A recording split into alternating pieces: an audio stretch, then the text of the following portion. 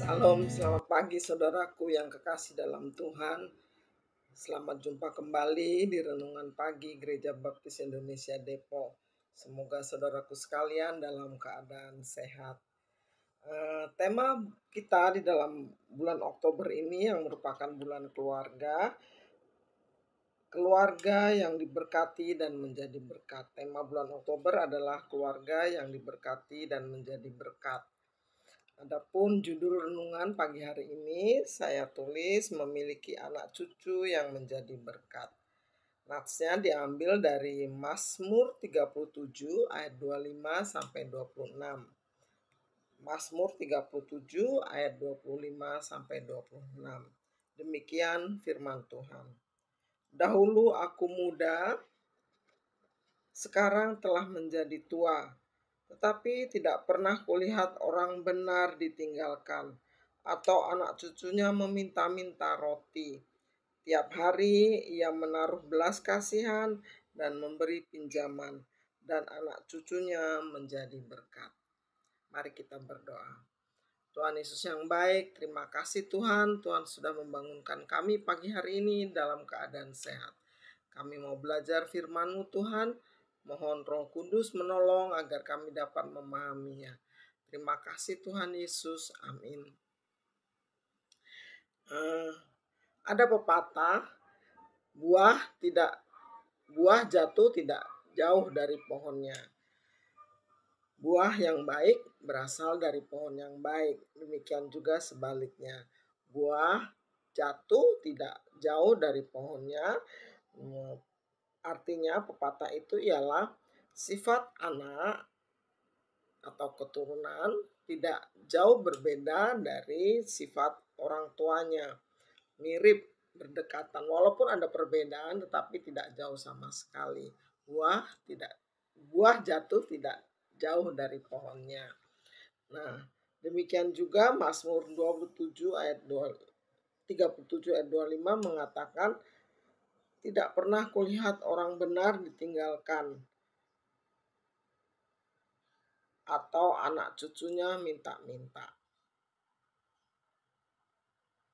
Dalam artian, karakter anak-anaknya tidak jauh berbeda dari orang-orang benar, orang-orang tua yang berbuat benar. Orang tua yang mempunyai karakter benar, anak cucunya pun akan benar, dan karena dia berbuat benar, hidupnya tidak meminta-minta. Kunci pertama agar anak cucu kita menjadi berkat, dalam kata lain dikatakan di situ, anaknya tidak meminta-minta, dia menjadi berkat dan diberkati, adalah karena ada orang tua yang hidup dengan benar. Tidak pernah kulihat orang benar ditinggalkan atau anak cucunya minta-minta roti.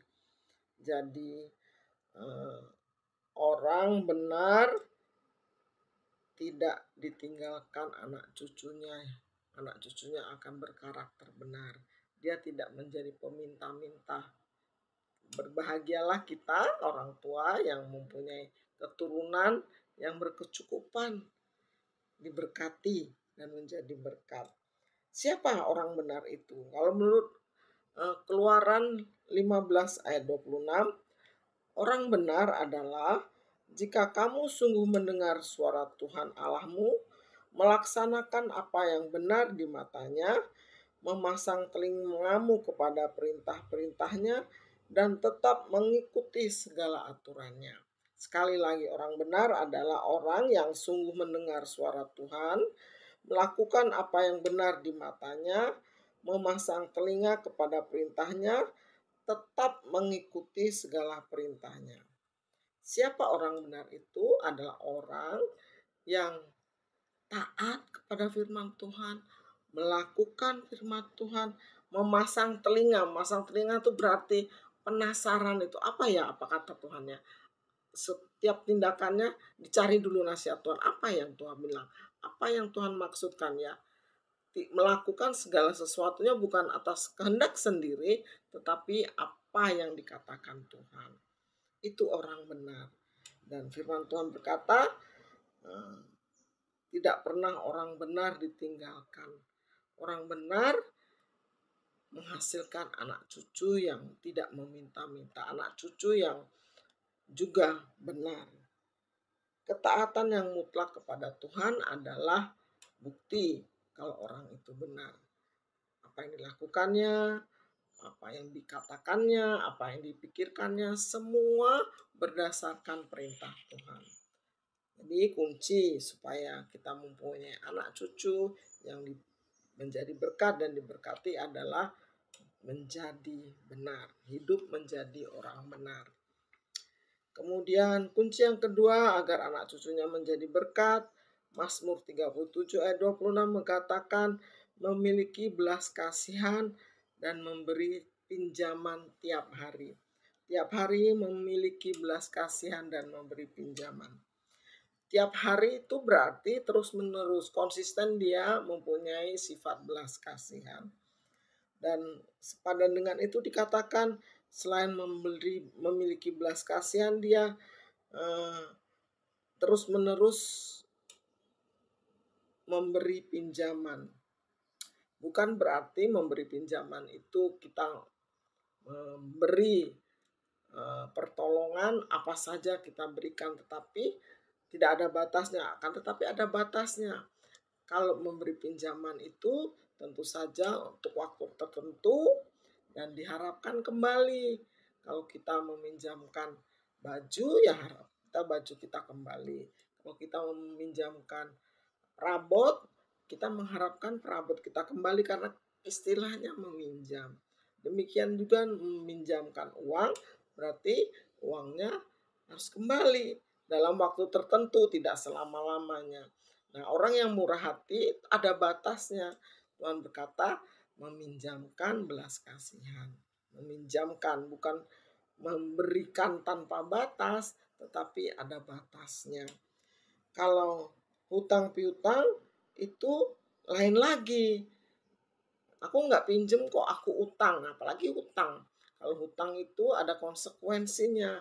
Selain dibayar, aturan hutang piutang itu ada konsekuensi membayar bunga. Makanya di dalam Roma 13 ayat 8, firman Tuhan berkata, janganlah kamu berhutang apa-apa kepada siapapun juga, tetapi hendaklah kamu saling mengasihi. Kita boleh hutang ternyata. Kalau kita berhutang, itu memberi beban kepada orang yang kita hutangi. Oleh karena itu, kita saling mengasihi, memberi pinjaman sesuai dengan kemampuan kita, jangan menjadi beban. Kenapa tidak boleh hutang? Karena ada konsekuensi, harus membayar kompensasi. Selama uang yang kita pakai, itu kan ada hak-hak dari pemilik uang yang berhenti.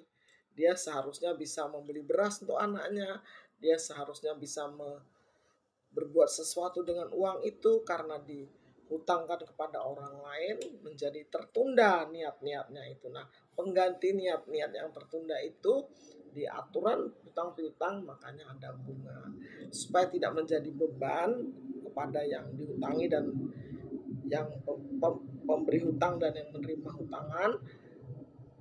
Makanya di Roma 13 ayat 8 dikatakan jangan kamu berhutang kepada siapapun supaya tidak menjadi batu sandungan. Yang dinasihatkan kepada kita supaya anak cucu kita diberkati adalah milikilah belas kasihan dan berilah pinjaman. Ya, kunci yang pertama adalah jadi orang benar. Yang kunci kedua, pilihlah belas kasih dan memberi pinjaman setiap hari. Memberi pinjaman tentu sesuai dengan kemampuan. Jadi orang benar tadi dikatakan melakukan firman Tuhan, memasang telinga terhadap peraturan Tuhan, dan menantikan nasihat Tuhan. Mari kita berdoa. Ya Tuhan, terima kasih untuk firman-Mu pada pagi hari ini. Kami mohon ampun Tuhan jikalau selama ini kami belum melakukan apa yang menjadi kehendak-Mu. Kami ingin anak cucu kami diberkati dan menjadi berkat. Oleh karena itu firman-Mu pagi ini menasihat kami harus menjadi orang benar, kami harus mempunyai belas kasihan hari lepas hari. Ampuni kami kalau kami belum melakukannya, tuntunlah kami untuk menjadi pelaku firman-Mu.